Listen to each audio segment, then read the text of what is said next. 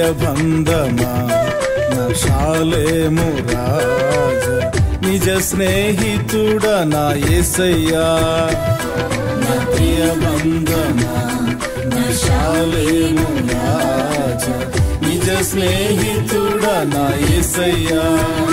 యేసయ్యా యేసయ్యా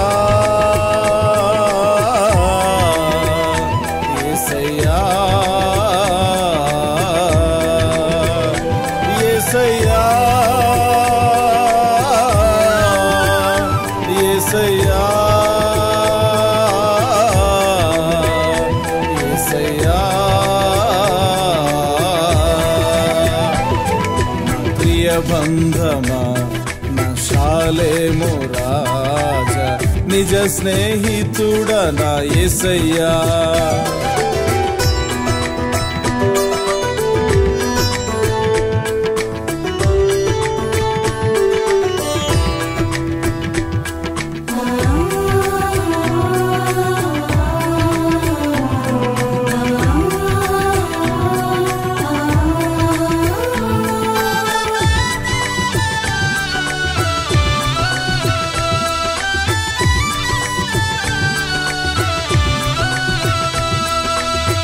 అబ్రహాము స్నేహితుడవై ఇశ్రాయేలు సంతతిని దీవించినావే. అబ్రహాము స్నేహితుడవై ఇశ్రాయేలు సంతతిని దీవించినావే. బిలాము శాపమును ఆశీర్వాదముగా మలచిన నా యేసయ్యా. బిలాము శాపమును ఆశీర్వాదముగా మలచిన నా యేసయ్యా. నన్ను మలచుమయ్యా, నన్ను మలచుమయ్యా, నా శాపములు దీవెనగా మలచుమయ్యా. నన్ను మలచుమయ్యా, నన్ను మలచుమయ్యా, నా శాపములు దీవెనగా మలచుమయ్యా. యేసయ్యా యేసయ్యా యేసయ్యా.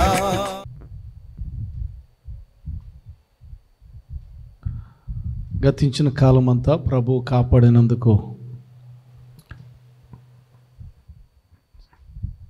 the past, how the God has leaded us with a thankful heart. Shall we raise our hand and say hallelujah? Hallelujah! Hallelujah! Hallelujah!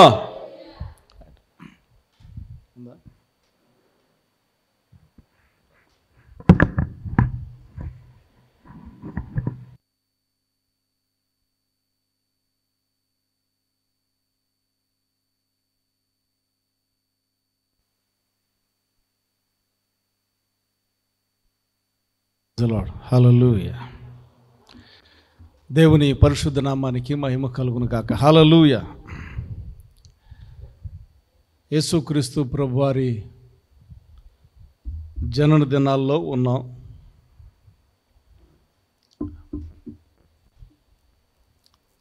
యేసుక్రీస్తులో ఒక దినము గడుపుట 1000 దినముల కంటే శ్రేష్టము అనేటటువంటి ఆ మాట పైన రావాలి. మేబీ నెక్స్ట్ సండే కల్లా ఆ మాట పైన వస్తుందేమో అని దేవుడు ఒకటి తర్వాత ఒకటి చర్చిలో సమకూరుస్తా ఉన్నాడు. దేవుని స్తోత్రం. హల్లెలూయా. క్రిస్మస్ అంటే మరొక కోణం ఏంటంటే కోల్పోయిన దానిని తిరిగి మరలా పొందుకోవటం. క్రిస్మస్ అనగా అందరు చెప్పండి, కోల్పోయిన దానిని మరలా తిరిగి పొందుకునుట. కోల్పోయిన దానిని మరలా తిరిగి పొందుకొనుట. క్రిస్మస్ అనదర్ మీనింగ్,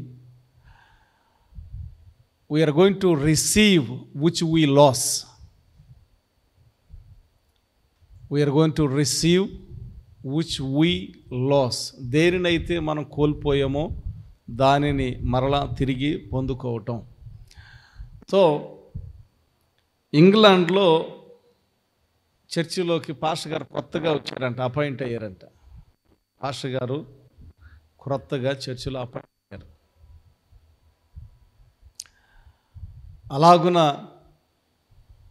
క్రిస్మస్ వచ్చినప్పుడు నేను మొట్టమొదటిగా చేసే క్రిస్మస్ కనుక చాలా గ్రాండ్గా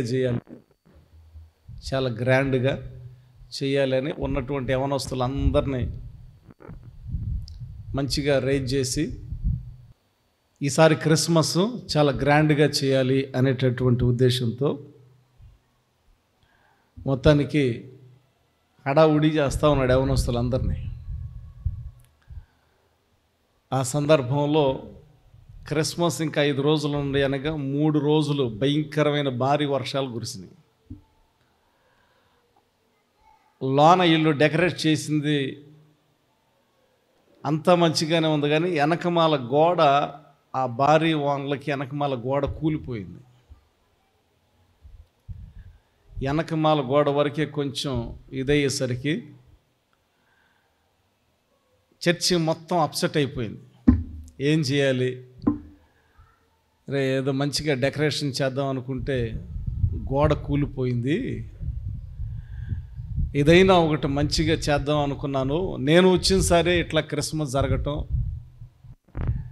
అని బాధపడుతూ ఏదో ఒకటి కనీసం టెంపరీగా అయినా బ్యాక్గ్రౌండ్ ఏదైనా సెట్ చేద్దామని చెప్పి ఆ చర్చి స్టోర్లోకి వెళ్ళి చూస్తే అన్ని తీయంగా ఒకటి పెద్ద కార్పెట్ ఒకటి దాని మీద డిజైన్ చేసింది. అదంతా ఈ స్టోర్ రూములు పడేసరికి బూజు పట్టిపోయి ఉంది. మంచిగా డిజైన్ కుట్లు అల్లి ఉంది. దాన్ని తీసుకొని బయటికి తీసుకొచ్చి దాన్ని దులిపి చక్కగా క్లీన్ చేసి బ్యాక్గ్రౌండ్లో సెట్ చేశారు. ఆ తర్వాత దాన్ని తీసుకొచ్చి బ్యాక్గ్రౌండ్లో సెట్ చేసిన తర్వాత వాళ్ళకి కొంచెం హ్యాపీగా ఫీల్ అయ్యారు. ఈసారి కొంచెం లోటు ఉందనుకున్నాను, ఏదో మొత్తానికి ఈ కార్పెట్ ద్వారా సెటరేట్ అయిపోయింది, దేవునికి స్తోత్రం అని హ్యాపీగా అక్కడున్న ఆ బజార్ నెక్స్ట్ గల్లీ మొత్తం డోరు టు డోరు కొట్టి ఇన్వైట్ చేస్తూ ఉన్నారు. ఒక ఇంట్లో ఒక ముసలామె ఉంది.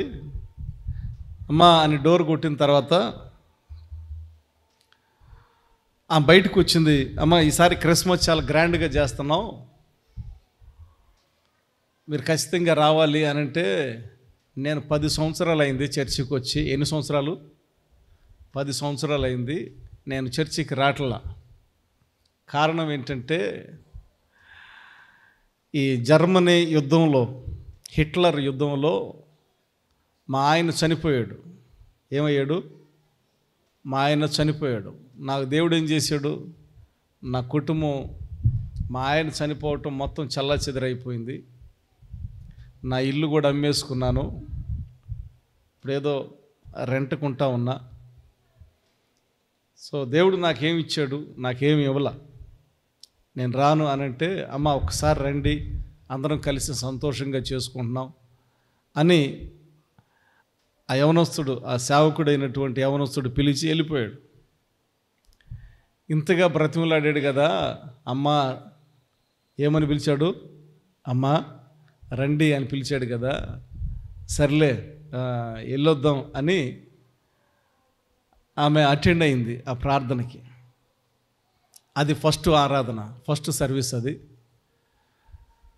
ఆరాధనకి అటెండ్ అయిన తర్వాత, ఆరాధనకి అటెండ్ అయిన కాడ నుంచి ముగింపు వరకు ఏడుస్తూనే ఉంది. ఆరాధన అంతా అయిపోయిన తర్వాత ఆ పాస్టర్ గారు వచ్చి, అమ్మా ఏమైంది అంతగా ఏడుస్తూ ఉన్నావు అని అంటే, వెనకమాల కార్పెట్ ఉంది కదండి, దానిలో డిజైన్ ఉంది కదా, అది కార్పెట్ కొని నేను నా భర్త చక్కగా డిజైన్ చేసాము. 10 సంవత్సరాల క్రిందట ఆయన ఆ హిట్లర్ యుద్ధంలో చనిపోయాడు. ఆయన చనిపోయిన తర్వాత ఆ ఇల్లు నాకెందుకని అమ్మేశాను. ఆ ఇంట్లోనే ఆ కార్పెట్ ఉంది. మరి ఆ ఇంట్లో ఉన్న కార్పెట్టు మరి ఎట్లాగా మందిరానికి చేర్చబడిందో తెలియదు, కానీ మొత్తానికి చర్చికి వచ్చినందుకు నేను కలిసి చేసినటువంటి ఆ యొక్క ఆ కార్పెట్ డిజైన్ని చూడగలిగాను. ఆ కార్పెట్ను చూడగలిగాను. చాలా సంతోషం బాబు. ఖచ్చితంగా మీరు సాయంత్రం భోజనానికి రండి మా ఇంటి దగ్గరికి అని ఇన్వైట్ చేసి వెళ్ళిపోయింది. రెండవ ఆరాధన ప్రారంభమైనప్పుడు ఆ రెండవ ఆరాధనకి ఇంకొక ఆయన వచ్చాడు, ముసలాయన. ఆయన కూడా ఏడుస్తూ ఉన్నాడు. ఆరాధన అంతా అయిపోయిన తర్వాత, అయ్యా మీరు ఎందుకు ఏడుస్తున్నారు అని అంటే, ఆ వెనకమాల కార్పెట్ ఉంది కదండి, అది 10 సంవత్సరాల క్రిందట నేను నా భార్య కలిసి ఆ డిజైన్ చేసాము. నేను యుద్ధంలో 2 సంవత్సరాలు అయింది, మరలా తిరిగి నా దేశం రావటానికి 2 సంవత్సరాలు టైం పట్టింది. కొంతమంది అయితే నేను చనిపోయాను అనుకున్నారేమో. తీరా నా ఇంటికి వెళ్ళిన తర్వాత నా భార్య అక్కడ లేదు, ఆ ఇల్లు అమ్మేశారు అని చెప్పారు. ఇంక నేను చేసేది ఏమీ లేక నా భార్యను తలుచుకుంటా కాలం గడుపుతూ ఉన్నాను. సో ఈ క్రిస్మస్ రోజు నేను ఇక రెండవ ఆరాధనలో పాలు పంపులు పొందటం వల్ల కనీసం నా భార్యని నేను చూడలేకపోయినా, నా భార్య నేను కలిసి డిజైన్ చేసిన కార్పెట్ నేను చూడగలిగాను. చాలా సంతోషం. అనగానే ఈ పాస్టర్ గారికి ఆగల, మీరు రండి, ఎక్కడికి పోలేదు, మీ భార్య ఇక్కడే నెక్స్ట్ గల్లీలోనే ఉంది అని భార్య దగ్గరికి తీసుకెళ్ళాడు. ఇది ఏదో కథ కాదు, కానీ జరిగినటువంటి ఒక సంఘటన. క్రిస్మస్ అనగా మనం ఏదైతే కోల్పోయామో దానిని మరలా తిరిగి సమకూర్చగలిగినటువంటిది క్రిస్మస్. క్రిస్మస్ గురించి చాలా మీనింగ్స్ ఉన్నాయి. క్రిస్మస్ అంటే క్రిస్టో అని, తర్వాత మాస్ అంటే ఆరాధన అని, లేకపోతే ఇంకొకటి క్రిస్మస్ రకరకాలుగా చాలామంది ఇంకొక రకంగా చాలా మీనింగ్స్ ఉన్నాయి.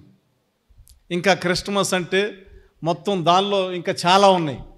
క్రిస్మస్ ట్రీ అని, శాంటాక్లాస్ అని, గొర్రెల కాపరులని, నక్షత్రాలని ఉన్నాయలేవా, నక్షత్రాలని, జ్ఞానులని, ఇంకా బెత్లెహేము సందడని, ఇంకా గొర్రెల కాపరులు చెప్పుకున్నాం కదా. రకరకాలుగా ఇవన్నీ చెప్పుకుంటూ ఉంటాం. వాటిలో ఒక ప్రత్యేకత ఏంటంటే కోల్పోయిన దానిని తిరిగి ఇవ్వటానికి యేసయ్య వచ్చాడు. ఏం మనం కోల్పోయామో అనంటే దేవునితో సహవాసాన్ని కోల్పోయాం. ఏం కోల్పోయాం? దేవునితో సహవాసాన్ని కోల్పోయాం. ఆదాము తన యొక్క అవిధేయత వల్ల, తన ఆజ్ఞను అతిక్రమించుట ద్వారా ఏదైతే దేవునితో సాంగత్యం ఉందో, ప్రతిరోజు సంధ్యా సమయాన దేవునితో సహవాసం ఉండేదో, ఆ సహవాసం ఆజ్ఞను మీరుట ద్వారా తెగిపోయింది. చక్కగా ఆదామా అనగానే ఆయన పలికేవాడు ప్రతిరోజు ప్రభుతో. నాకు అనిపిస్తూ ఉంది, అసలు ఇవన్నీ జరగకుండా ఆదాము కూడా ఆ పొజిషన్లోకి వెళ్ళకుండా చక్కగా దేవుని మాట విని ఉంటే మనం కూడా దేవునితో మనం దేవునితో ఉండేవాళ్ళమేమో. ఈ ప్రాసెస్ కనుక జరిగితే ఇట్లా పాడుకునేవాళ్ళం. ఇందాక పాడుకున్నాం కదా, ఆనందమే పరమానందమే ఆశ్రయపురమైన యేసయ్యా నీలో. కొన్నిసార్లు ఇట్లా పాడుకుంటాం, మళ్ళీ బాధ రంగాలనే పాట మారిపోద్ది. ఎన్ని కష్టాలు కలిగినను ఆనందం పక్కన పోద్ది. నన్ను కృంగించే బాధలెన్నో, ఎన్ని నష్టాలు వాటిల్లినా. సో సందర్భానుసారంగా కష్టాలు వచ్చినప్పుడు ఒక పాట, ఆనందం వచ్చినప్పుడు ఒక పాట, సంతోషం వచ్చినప్పుడు ఒక పాట, కురింగిపోయినప్పుడు ఒక పాట, ఇవన్నీ కాకుండా అసలు జీవితం విరక్తి కలిగినప్పుడు చర్చి లేదు, గిర్చి లేదు, ఏం లేదు, చర్చి లేదు, దేవుడు లేడు, దెయ్యం లేదు, ఈ బాధలన్నీ ఎందుకు వచ్చింది? సో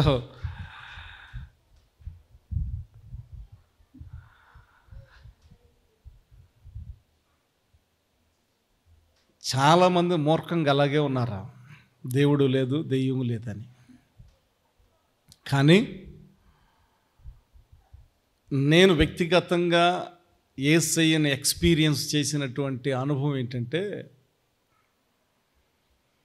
నా ప్రతికూల సమయంలో నేనేదైతే కోల్పోతున్నాను అని నాకు అనిపిస్తూ ఉందో, ఆ సందర్భంలో 5 నిమిషాలు చిన్న పిల్లోడు కన్నా మరీ ఘోరంగా కన్నీరు గార్చి ఏడుస్తా.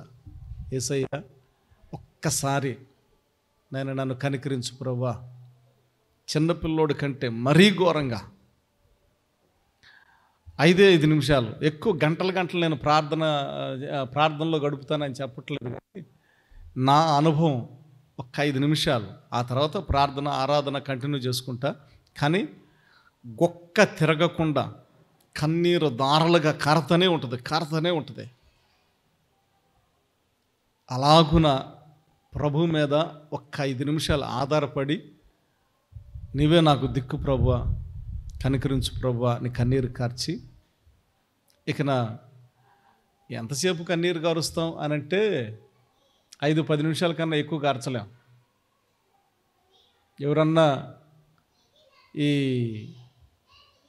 ఏదన్నా ప్రతికూల సందర్భాల్లో బాధ కలిగినప్పుడు, లేకపోతే ఎక్కడన్నా లోకయాత్ర ముగించుకున్నప్పుడు రాగానే ఏడుస్తారు. ఎంతసేపు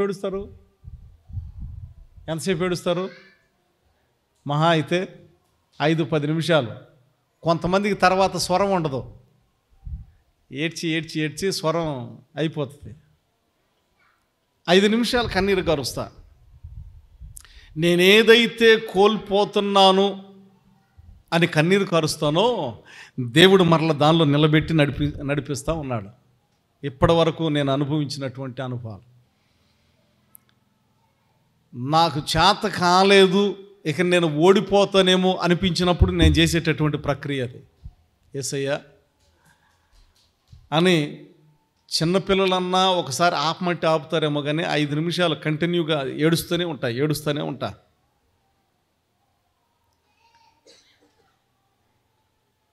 నేను ఖచ్చితంగా నేను దేని గురించి అయితే కన్నీరు కారుస్తూ ఉంటానో దానికి తప్పకుండా ప్రతిఫలాన్ని పొందుకొని సాగుతూ ఉన్నా. నేను ఏదీ లేనప్పటి నుంచి అన్నీ సమకూర్చబడినటువంటి ఈ స్థితి వరకు సందర్భం వచ్చింది కాబట్టి చెప్తా ఉన్నా. ప్రపంచంలో అందరూ అనుభవించినటువంటి లగ్జరీ లైఫ్ అనుభవించిన, ప్రపంచంలో అందరూ అనుభవించినటువంటి దరిద్రత కూడా అనుభవించిన, అందరూ అనుభవించినటువంటి లగ్జరీ ఒక్కొక్క రోజు అనిపిస్తుంది రాజులకు కూడా ఉండదేమో ఇంత అనుభూతి, ఇంత సౌకర్యం, ఇంత విలాసం. అలాగున దేవుడు దేశ విదేశాల్లో ఇచ్చాడు. కొన్నిసార్లు రూపాయి కూడా లేక ఏమీ చేయలేనటువంటి పరిస్థితిలో సైలెంట్గా కన్నీరు కార్చి దేవుని కార్యం కొరకు ఎదురు చూస్తూ ఉన్న సందర్భాలు ఉన్నాయి. సో దుఃఖం తెలుసు, ఆనందం తెలుసు, ఉన్న స్థితి తెలుసు, లేమి స్థితి కూడా తెలుసు. ఎప్పుడైతే లేమి కలిగిందో ఆ స్థితిలో ప్రభు సన్నిధిలో కన్నీరు కార్చినప్పుడు, ప్రభువు మీద ఆధారపడినప్పుడు దేవుడు దానిని సమకూర్చేటటువంటి దేవుడుగా ఉన్నాడు. దేవునికి స్తోత్రం. హల్లెలూయా, హల్లెలూయా, హల్లెలూయా. కనుక క్రిస్మస్ అనగా మనం ఏదైతే కోల్పోయామో దానిని తిరిగి మరలా దేవుడు సమకూర్చేటటువంటి ప్రక్రియ. ఆదాము ద్వారా మనం కోల్పోయాం. ఆదాము దేవుని సన్నిధిని, దేవునిని ముఖాముఖిగా చూచేటటువంటి విధానం, ఆయన సన్నిధిని అనుభవించినటువంటి విధానం, అంత గొప్ప ఆత్మీయ జీవితాన్ని, అంత గొప్ప ఆత్మీయ అనుభవాన్ని అనుభవించాడు ఆయన. కానీ ఒకానొక దినమున విచారకరమైనటువంటిది ఏంటంటే, ఆదామా నువ్వెక్కడ అన్నప్పుడు, అయ్యా నీ స్వరము విన్నప్పుడు నేను భయపడి, అక్కడ ఉన్నటువంటి మాట, నేను దిగంబరునని తెలిసి భయపడి చెట్టు చాటున దాగుకున్నాను అనేటటువంటి మాట. భయపడి, ఎందుకు భయపడ్డాడు అనంటే, ఆయన దేవుడు ఇచ్చినటువంటి మహిమ ఏదైతే ఉందో ఆ మహిమను కోల్పోయినప్పుడు భయపడి దాక్కున్నాడు. ఈ మాట నా తొందర చెప్పండి, ఏం కోల్పోయాడు? దేవుడు ఇచ్చిన మహిమ ఎప్పుడైతే కోల్పోయాడో ఆయన భయపడి చెట్టు చాటును దాక్కున్నాడు. మరలా ఈ మాట ఇంకొకసారి గుర్తు చేస్తా, చెవులు గలవారు వినుగాక. ఆయన దేవుడు ఇచ్చిన మహిమ ఏదైతే ఉందో దానిని కోల్పోయినప్పుడు, దేవుడిచ్చిన మహిమ ఏదైతే ఉందో దానిని ఆదాము కోల్పోయినప్పుడు భయపడి ఆయన చెట్టు చాటును దాక్కున్నాడు. ఏదైనా ఆజ్ఞను అతిక్రమించి, దేవుని మాటను ధిక్కరించి, దేవునికి ఇచ్చే ప్రాధాన్యతను మనం ఇవ్వకుండా, దేవుని యొక్క వాత్సల్యతను, మహిమను మనం ఎప్పుడైతే కోల్పోతామో మన జీవితంలో భయం అనేది ఏర్పడుతుంది. దేవుడు ఉన్నంత కాలం మన జీవితంలో ధైర్యం ఉంటుంది. ఏ స్థితి అయినా, ఏ రోగమైనా, ఏ ఇబ్బంది అయినా, ఎలాంటి ప్రతికూల పరిస్థితులైనా మనము దేవునితో ఉన్నప్పుడు ధైర్యంగా ఉంటాం. ఎప్పుడైతే దేవుని దగ్గర నుంచి కొంచెం ప్రక్కకు దొలుగుతామో, ఎప్పుడైతే దేవుని దగ్గర నుంచి కుడికి ఎడమకు తొలగిపోతామో మనలో ఉన్నటువంటి ధైర్యం మనం కోల్పోతాం. ముందుకు రాలేం, చాటున ఉంటాం. అందుకనే దేవదూత గొర్రెల కాపరులకు ప్రత్యక్షమై పలికినటువంటి మాట, ఇదిగో ఇకను భయపడాల్సినటువంటి అవసరత లేదు, భయపడకు, ప్రజలందరికీ మహా సంతోషకరమైనటువంటి సువార్త. ఇప్పటిదాకా భయపడుతూ ఉన్నారు కదా, భయపడకుడి. ఏదైతే దేవుని యొక్క మహిమను మనం కోల్పోయామో, ఏదైతే దేవుని సాంగత్యాన్ని మనం కోల్పోయామో అది మరలా దేవుడు తిరిగి సమకూర్చబోతున్నాడు. అదే సువార్త. ఆ వార్త యేసయ్య అని దేవదూత చెప్పింది. ఏ వార్త అంటే అది? ఆ వార్తే యేసయ్య. యేసయ్య వార్త సువార్త. ఎందుకంటే యేసయ్య ఏదైతే దేవుని మహిమను మనం కోల్పోయామో, ఆయన ప్రభావాన్ని కోల్పోయామో దానిని మరలా తిరిగి మనకు అనుగ్రహిస్తున్నాడు. కాబట్టి మనము దేవునితో కనెక్ట్ అయి ఉంటాం. దేవునితో కనెక్ట్ అయి ఉంటే మనకు అన్నీ ఉన్నట్లే. దేవునితో కనెక్ట్ అయి ఉంటే ఇక దేనికి భయపడాల్సినటువంటి అవసరత లేదు. ఎందుకంటే నీకు అసాధ్యమైనవి సమస్తము ఆయన ద్వారా చేస్తాడు. మనుషులకు కొన్ని అసాధ్యమే కానీ దేవునికి సమస్తమును సాధ్యము. ఇక భయపడాల్సిన అవసరంలా, ఇక ఆందోళన చెందాల్సిన అవసరంలా, కలవరం చెందాల్సిన అవసరంలా, భయపడాల్సినటువంటి అవసరత లేదు. దానిలో ఉన్నటువంటి మరొక కోణం, మనం దేవుని దృష్టికి అతిక్రమము చేసినప్పుడు భయం ప్రారంభించబడుతుంది. భయం ఎప్పుడు ప్రారంభించబడుతుంది అంటే, ఎప్పుడైతే దేవుని పట్ల మనం అవిధేయత చేస్తూ ఉంటామో, దేవుని ఆజ్ఞను అతిక్రమిస్తామో, అప్పుడు మన జీవితంలో భయం అనేది ఉంటుంది, ఆందోళన ఉంటుంది, కలవరం ఉంటుంది, కలత ఉంటుంది, కలవరం చెందుతూ ఉంటాం. అలాగే ఆదాము కూడా కలవరం చెందాడు, భయపడ్డాడు, ఆందోళన చెందాడు. గజ్జ గజ్జ గజ్జ గజ్జ వణికి చెట్టు చాటున దాక్కున్నాడు. ప్రియులారా, ఏదైనా ఆ అవిధేయతలలో మనముంటే, ఏదైనా పాపములో మనముంటే, మన జీవితం కూడా గజ గజ గజగా వణుకుతూ ఉంటుంది, వణుకును కలిగిస్తూ ఉంటుంది. అవిధేయతలో పాపం ఏం కలిగిస్తూ ఉంటే వణుకు, భయము, వణుకును కలిగిస్తూ ఉంటాయి. కానీ ఇక ప్రత్యేక సమయంలో యేసయ్యను గురించి వింటున్నటువంటి మనం మన అవిధేయతను, మన బలహీనతను, మన దోషాన్ని విడిచిపెట్టగలిగితే అతిక్రమములు దాచిపెట్టువాడు వర్ధిల్లడు, వాటిని ఒప్పుకొని విడిచిపెట్టువాడు కనికరము పొందును. అలాగున ఒప్పుకొని విడిచిపెట్టగలిగితే, ఒప్పుకోవటానికి 3 సందర్భాలు కావాలా. ఒకటి, మనం ఒప్పుకోవాలి అంటే ఏం చేయాలా? పశ్చాత్తాపం కలిగి ఉండాలి. మొదటిది confess and repentance and living. మనం ఒప్పుకోవటం, తర్వాత పశ్చాత్తాపం చెంది ఒప్పుకోవాలా.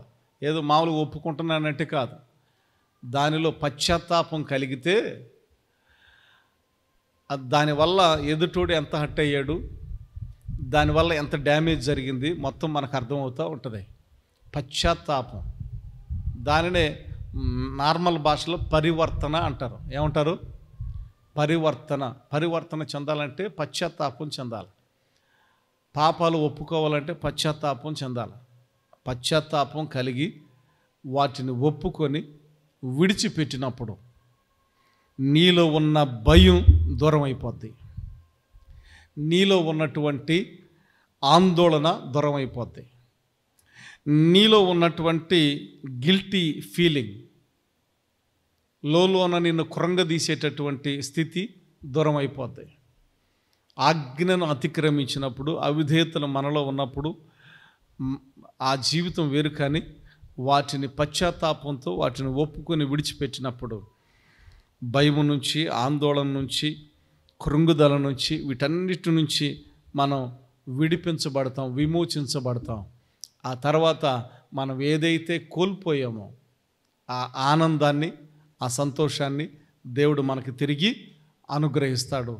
అట్టి సంతోషము, ఆదాము ద్వారా కోల్పోయినటువంటి ఆ సంతోషం, ఆనందం ఏదైతే ఉన్నదో, మరలా తిరిగి యేసుక్రీస్తు ప్రభువు ద్వారా దేవుడు ఏదైతే మనకి మహా సంతోషం ప్రజలందరికీ అనుగ్రహిస్తాను అని చెప్పాడో, అట్టి మహా సంతోషము యేసయ్య ద్వారా, ఈ క్రిస్మస్ ద్వారా, యేసయ్య పుట్టుక ద్వారా మనందరికీ అలాగునే మిగిలినటువంటి వారు. ఎందుకంటే ఇది కొందరికని కాదు, అందరికీ, ప్రజలందరికీ కనుక ప్రజలందరికీ అట్టి మహా సంతోషము యొక్క క్రిస్మస్ యేసుక్రీస్తు ప్రభువారి పుట్టుక ద్వారా కలుగునుగాక.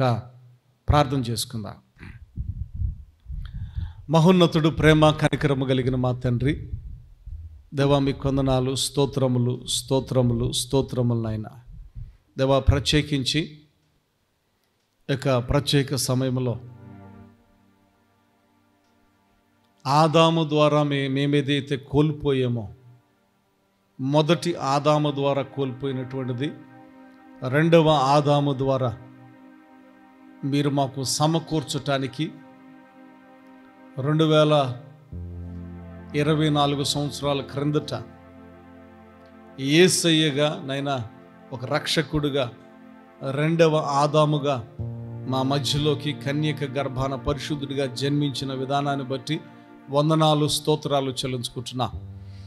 ఏ భయమైతే ఆదాము కలిగి ఉన్నాడో ఆ భయమును తొలగించటానికి దేవా, ఏ పిరికితనమైతే ఆదాము కలిగి ఉన్నాడో ఆ పిరికితనాన్ని తొలగించటానికి, ఏ ఆందోళన అయితే కలిగి ఉన్నాడో ఆదాము, ఆ ఆందోళన తొలగించటానికి మా జీవితాల్లో రక్షకుడుగాను, ధైర్యముగాను, ఆనందముగాను మా జీవితాల్లోకి రావటానికి నాయనా మీరు జన్మించినందుకు మీకు వందనాలు, స్తోత్రాలు దేవా. అట్టిది మా జీవితాల్లో, అందరి జీవితాల్లో అనుగ్రహించి నడిపించి మహిమను పొందమని, కోల్పోయిన దాన్ని తిరిగి అనుగ్రహించి నడిపించి మహిమను పొందమని యేసు నామం పేరిట స్తుతించి ప్రార్థన చేయుచున్నాము తండ్రి. Amen, amen. బంధమా నా శాలేము రాజా, నిజ స్నేహితుడ నా యేసయ్యా,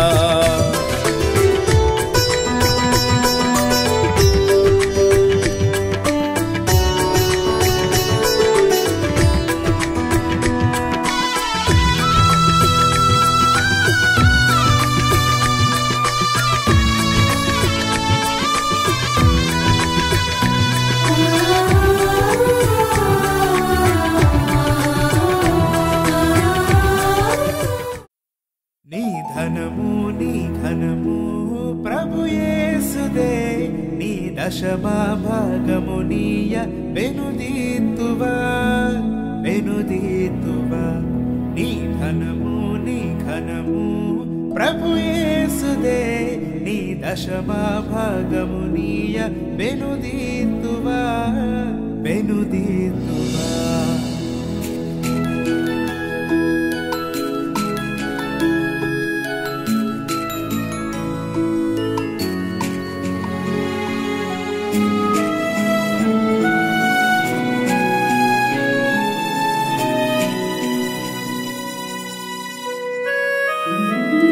పరలోన ధనధాన్యములనీయగా,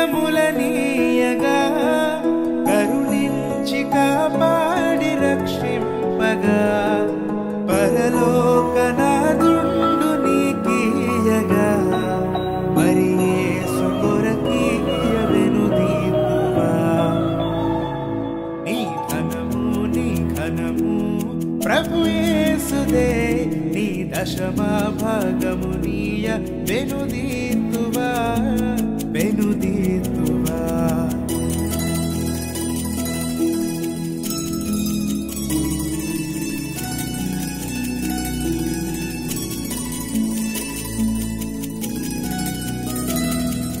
పాడి పంటలు ప్రభువు నీకి